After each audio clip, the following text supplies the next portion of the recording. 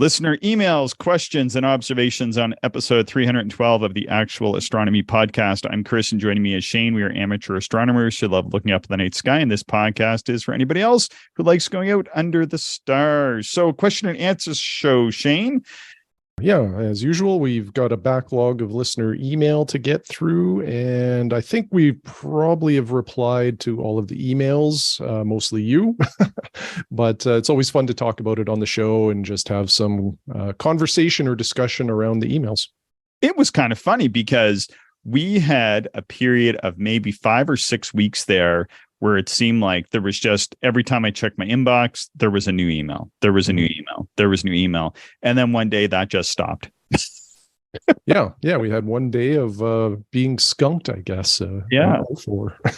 Yeah, it seemed to slow down again, which is fine. It's interesting how we'll get lots of emails and then it just sort of dries up for a while and then we'll get tons of emails again. I think must be just like the regular cycle of life. Everybody's on their maybe spring break vacation. I don't know. But I had a nice email there from Levi. Not sure if you want to hop in and read this one, Shane's pretty good email there from our next door neighbor. Yeah, sure. So Levi says, hello, Chris and Shane. I'm writing you from central Alberta. The weather is starting to get better, which makes me very happy as I start to tackle the Messier list again. I recently had the wonderful opportunity to attend the open night at the Rothney Observatory in Calgary. I'm not sure if you gentlemen have ever been, but it was quite a treat. The night opened with some wonderful winter constellation speeches and then moved on to a free range of many telescopes owned by Calgary members of the RASC. By some miracle, I was able to convince my girlfriend to attend this time. This had been the first time in her life she was outside of Bortle 7 skies. The skies at the observatory are Bortle 4. She was amazed that there were more than 10 stars in the sky. That was interesting to see, as I'm sure so many people think that way. We looked through a variety of amazing telescopes, such as the Celestron C14, which was at the Orion Nebula all night, as well as some relatively large refractors. The highlight was when we looked through a 10-inch daub pointed at the Andromeda Galaxy. I was accustomed to the sight and thought the view was amazing. My girlfriend, on the other hand, asked if there was a smudge on the eyepiece when she looked, but the owner and I chuckled. It is amazing how people who have never looked through or never looked into a telescope expect astrophotography views. I can imagine that this can lead to newcomers being disappointed. Anyway, attached is a photo of their 1.8 meter reflector. I couldn't believe how large it was. The finder scope on the left is a C8. Unfortunately, there was too much snow on the dome, so it was not in operation. I love the show. Keep up the great work. Clear skies, Levi. Thanks so much. That was really appreciate the kind words there and the virtual tour of the Rothney. Have you ever been out to the Rothney Observatory there just outside of Calgary? No, I haven't. Have you? I had the he asked if we ever had the opportunity to attend an open night there. I did have an opportunity that I did not seize. I was in Calgary. I went over for the GA a few years ago. I think it was maybe the year before the pandemic. Unfortunately, I decided to stay back in the pub with Randall and Clark, who've been on the show before. I had driven 8 or 9 hours that day. And I was just like, I'm not up for a bus ride. And it wasn't a very nice night. Although it was in the summer, it was a very cold night. I don't think I brought warm clothes with me. And then I was just bagged from the long drive. I had eaten lunch in the pub and then I was going to go. And then Clark and Randall came meandering in and I was like, I'm not going. I'm staying here. These guys need to eat dinner and I'm happy to sit here and have a nice meal with them and get reacquainted after so many years apart. So it's always fun to catch up with old buddies, but I would love to get over there and see this. The photos look fantastic. Yeah, it looks like a really, really nice observatory. There was a number of photos posted on Twitter from some of the Calgary member accounts. Yeah, it looks like it was a lot of fun. Yeah, and our friend Eric, he's over there as well. Got to have him on the show here in the next month or so, I think, talking about some sketching and observing he's doing right now. I hope he's getting some clear skies. Yeah. Agreed. Now, the listener Adam wrote, if I can read this one. Yeah, go for it. Hello, I've dabbled in amateur astronomy for years, off and on, but recently have gotten back into the hobby. I decided to purchase a used Celestron Omni XLT AZ102. It's my first decent scope, and I have yet to take it out under the sky due to timing and weather. However, the scope comes with a 90-degree image erecting prism. It has a capacity for 2-inch optics. And my question, I'm going to put this question to Shane. Does it make sense to purchase a 2-inch diagonal or mirror diagonal if I only have 1.25-inch eyepieces? I'm not really in the market to move to 2-inch eyepieces yet, but does a 2-inch diagonal provide better views than a 1.25-inch diagonal when using 1.25-inch eyepiece? Thanks for your time. I've been enjoying the podcast. Just last month, stumbled upon them and have started listening from the beginning. Currently on episode 51. Take care, Adam. Maybe to answer the first question, using 1.25-inch eyepieces in a 2-inch diagonal will not give you any visual enhancement, over a 1.25-inch diagonal. The only benefit to having the 2-inch diagonal is that if you ever decide to get 2-inch eyepieces, you've already got the diagonal.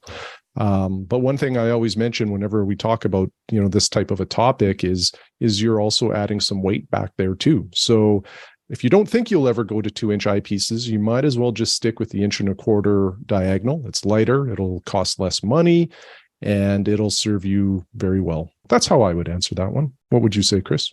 Yeah, I think the 1.25-inch would be fine until you decide to upgrade to 2 inches. In my reply to Adam, what I said was that I would recommend going for the 2-inch diagonal because the difference in price isn't very much. At least, it's a few dollars, and I know every dollar counts these days to folks, so I'm not discrediting that. But the difference in price, I think, was less than $50 in actual bucks, because the shipping is going to be the same, etc. I think that going to like a 2-inch diagonal would allow him to eventually upgrade. I think the AZ102 is a nice, potentially really great wide field scope for 2-inch eyepieces. So my recommendation might be to go to that 2-inch diagonal right off the hop, and then you don't have to worry about doing the upgrade at a future point in time. Anyway, that's just my 2 cents. Either way, it's not really going to matter that much. You get the good 1.25-inch diagonal for now, and then if you do want to go to the 2-inch eyepieces later on, you can. But some people, Shane, I know you're one of those folks who can observe happily with the really good 1.25-inch eyepieces that you have. Yeah, I'm quite content with 1.25s. I have 3 or 4 2-inch eyepieces, but they rarely come out of the case anymore.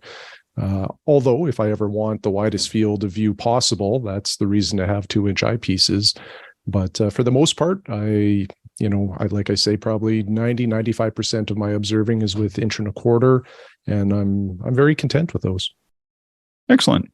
Had a question from Phil. Maybe I'll put this question to you, Shane, and you can answer it while I tee something up here. So Phil had a question about how many people observe galaxies with small telescopes, and do we think people believe that you can see galaxies in small telescopes? Well, certainly you can see them. Now, galaxies really do benefit from aperture. So the larger the telescope, the more or the brighter the galaxies will appear, and the more detail you might be able to see within the galaxies. But as a astronomer who's had telescopes from, I guess my smallest one is the 25 millimeter Borg, but that doesn't really count. But I've had 12-inch telescopes. I've looked through larger ones than that. And, I would say, and there's probably going to be some galaxy hunters that, send me angry emails after this, but I would say that for the most part, once you get past like some brighter galaxies, I don't know how many that would be, maybe 15 to 20, you really need some big aperture to start seeing a lot of detail there. So to me, having a small telescope to observe galaxies isn't that bad at all. In fact, I do look at them through my telescopes, but aperture helps for sure. And we did talk about Jay Reynolds Freeman's article, I don't know, a few episodes ago, Chris. I think we referenced it quickly, that he observed the Herschel 400 with a 55 millimeter telescope. So it's certainly possible, maybe a little more challenging, but it's definitely doable. What is the faintest thing that you've seen in your small telescope, Shane? As far as like your 76 or any of the really small telescopes you've had, what have you seen that's really faint? I would have to look at some of my double star records, but certainly I've seen some companion stars that would be pushing the limits of the 76. What about you? I've seen some pretty faint stuff. I love looking at those huge extended nebulae, like the Barnard's Loop and Angelfish Nebula at the head of Orion, using filters, and even like the 50 millimeter telescope you made up for me. So you can see a lot of faint stuff with these small scopes. Yeah, definitely. Phil also sent us an observing report. Shane, I'm going to try to play this. We'll see if it works. Okay. Observing report, observing report, observing report, observing report. 2 nights ago, I was observing with my ST80, going over the Messier list again. I observed yesterday evening the Sunflower Galaxy, M63 in Canis Venatici, or Venatici. I prefer Venatici than Venatici, really. The designation M63, the sunflower, wasn't discovered by Messier. It was discovered by Méchain in 1779, I believe. 35 million light years away. Obviously, the end of the Big Dipper, or Ursa Major, Alkaid, Cor Coroli. About midway between those two is where the Sunflower Galaxy is. Now, looking at a little star chart, there's almost an arrow.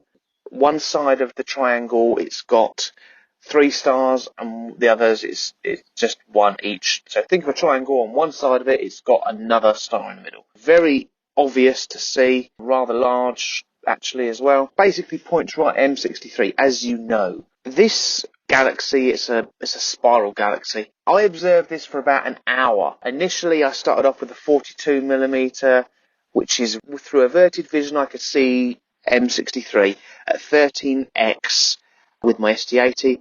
I then went to the 30 millimeter, gives me like 20 something, and then the 15 millimeter ultra wide, which was by far the best view.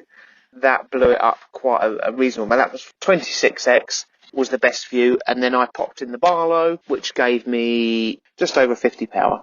It was quite dim, honestly, so I actually backed off back to 26 power, which was the 15 millimeter ultra wide, 80 degree. Again, I looked at this for around about an hour, and the more dark adapted I got, the more that I saw. Now, I didn't see spiral arms and dark lanes and that kind of thing as much as I wished I had. Having said that I haven't seen all that kind of detail, what I most definitely could tell about it is the nucleus and the mottled, textured diffusion of light in an elliptical shape. There's a star very close to it, which is very, very bright indeed. And it's just one of those things that you just think to yourself, well, again, people say, well, you can't see that with an 80 millimeter telescope. Well, cheers, guys. Clear skies. Clear skies and a cheese slice. All right. Ryan sent us an email there as well. Do you want to take a gander at reading that? Sure. Hi, Chris and Shane. Thanks for reading my email on the show today. After doing some research on cloudy nights, I actually ended up doing exactly what you said by adding spacers on the dovetail as well as counterweights on the tube rings. Now I have clearance between the dovetail and focuser, and with the counterweights, I don't have the mount attached quite so close to the focuser end of the telescope. The balance has been great. I have a William Optics 1¼ inch diagonal, and the heaviest eyepiece I use is a 24 millimeter Televue Panoptic. I really appreciate Chris's advice on sticking with the TS Optics mount. You're exactly right. I use the AT72 as a grab-and-go travel scope, and the lightweight mount is great for those purposes. Thanks again for the advice. Clear skies, Ryan. It looks more like a setup you would have created, though, Shane. I think any advice that I gave was from what I saw with your setup. Oh, okay. Which setup is that?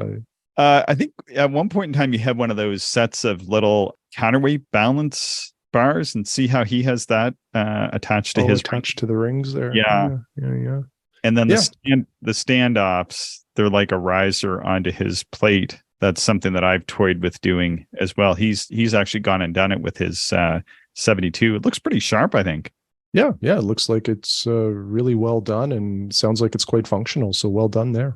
Yeah, it gives him some space between the dovetail plate and his tube rings so that he has space for his focus knobs without getting into like weird positions with his focuser. So that's well done. I wonder if there's a way to take those counterweight balance bits that look like bearings or something and put them on the other side of the dovetail bar. I feel like that might give him a bit better balance in the scope setup. But other than that, I think it looks awesome. Yeah, that's a good point. Attaching them to the dovetail keeps the weight closer to center mass, which probably is just a little bit better overall. But if this is working, I'm sure this is fine too. Yeah, it's hard to tell. I've never used that scope before and that exact setup. I just always am like, is this now pushing the weight out too far? But maybe it's fine. It looks really, really nice though. Excellent work there. Alejandro in Florida sent us a nice email here. Really great to get some feedback from somebody in under warmer weather these days. He writes, "Hi there. I found your podcast a few months ago and I am hooked. I live in South Florida, west of Fort Lauderdale. I've been interested in space and astronomy since I was a kid, but never really did something about it until the pandemic. Comet Neowise brought the spark back, which I'm so grateful for. I got a pair of 7x50 binoculars to try to find the comet. I didn't see it, but I got the bug. Big time. I joined my local astronomy club and I've been at it ever since. I learned to navigate the night sky using those 7x50 binos and a stargazing app I downloaded to my phone. And he used that to learn the constellations, star hopping, etc. Then one day I saw a $10 telescope for sale online, a Celestron Power Seeker 70AZ. Simple enough to get me started, but it was missing some parts like a star diagonal, eyepieces, etc. I posted my purchase on a Facebook group, and a seasoned observer from Virginia sent me a homemade star diagonal and an eyepiece, which was really awesome. Recently, he paid that forward by sending that person a set of old binoculars that he could turn into eyepieces and diagonals for other beginners. The scope really showed me and my family, wife and kids, the bands of Jupiter and the rings of Saturn, and it was a real wow moment for us. Later in 2020, I got a One Sky Dobsonian reflector, which is a 5-inch scope. It was a very nice upgrade to the 70 millimeter refractor, and this new scope showed even more deep sky objects, planets, and our moon, and I even got started in planetary photography with my phone. In 2022, he took hiatus, but this past September, he said, I took my travel scope, the SAR Blue Max 60 family holiday trip. I took my 15x70 binoculars too and reconnected with the night sky under Bodal 4 skies. A couple of weeks ago, I upgraded again and got an 8-inch Dobsonian and Aptura AD8. What an instrument. I've been having a blast with it. The same day I got it, I took to my astronomy club. The observatory is open to the public on Saturday nights and set it up there to look at the moon. Full disc, what a beautiful sight. Every single person that peeked through the eyepiece went, wow. They would also ask questions and chat. Towards the end of the night, a couple approached me as I was starting to break down. They insisted I show them something. Being a Dob, it is easy to set up and break down. I showed them the moon. They were amazed and said, thank you a gazillion times. They also said, you made our week. They were on their honeymoon. A couple nights later, I got a chance to look at Mars with the 8-inch and a 5 millimeter eyepiece that I purchased for planetary observing. It's an Astromania 58 degree. Beautiful. I was able to see dark features on the surface. I even took a look at the extreme, I even took it to the extreme and put a 2x Barlow lens for a whopping 480 times magnification. I reached focus and the planet was the biggest I'd ever seen it through the eyepiece. This past weekend, I had an observing session with my dad on Friday, who came to visit and check out the new telescope, and an observing session by myself on Saturday. The time with my dad was awesome. I showed him Venus, Mars, and a few open clusters. He wanted to look at the moon too. The night was clear, so we saw everything we wanted to see. After my dad left, I kept at it. I saw M41, 35, 36, and 37. I split Castor, which I hadn't done before, and observed the Beehive cluster in M67. The following night, I went to the backyard by myself, and what a treat. I observed the Beehive cluster again and the stars in Leo. I found out that Algebra is a double star, the same as Polaris, which I observed later that night, and found out it has a tiny companion that I hadn't seen before. But the highlight of the night was NGC 3242, a planetary nebula known as the Ghost of Jupiter. I went hunting for it for a good 10 minutes. When I found it, it was very rewarding. I kept looking at it, swapping eyepieces. I saw a bluish, greenish, round object, small in the field of view. I snapped a picture with my phone, and I couldn't believe I was looking at a dying star, located very, very far away from us, from my backyard and through my own telescope. Furthermore, I couldn't believe I was able to capture it with my phone. Thanks for the great content. The podcast is really helpful and entertaining. Clear skies, Alejandro. Yeah, thanks so much for that. And he sent along some images of that planetary nebula, NGC 3242, sent an image of the moon, the comet ZTF, and Jupiter and the Galilean moons. It's just really nice to get such a great email from somebody. And I sort of was living vicariously through him in Florida when I read that. Yeah, absolutely. I wished I was getting that much observing done. We've been talking to Tyler a little bit about his 76 DCU, and he had a question there, Shane, in one of the emails. Maybe I'll just hop forward and kind of put it to you is, what are your thoughts about a set of 3 to 4 high-quality eyepieces / Barlows to optimize observing with his new 76 millimeter telescope on the majority of nights? Kind of putting at a budget of somewhere between $300 and say $500. What might you recommend for somebody who's bought a new telescope and looking to get some high quality eyepieces just to really get started? Where would you send somebody? Well, $300 to $500 per eyepiece is a really strong budget. You certainly can fit a lot of really good quality glass into that amount. I can't remember exactly what I said in the email response, so this might vary a little bit. If you're going with a 2-inch eyepiece and you're looking at wide field, probably 2 are in the category that I would throw out there. One would be the Pentax XWs, either the 30 or the 40 millimeter, and then the other one is the APM 30 millimeter UFF or ultra flat field.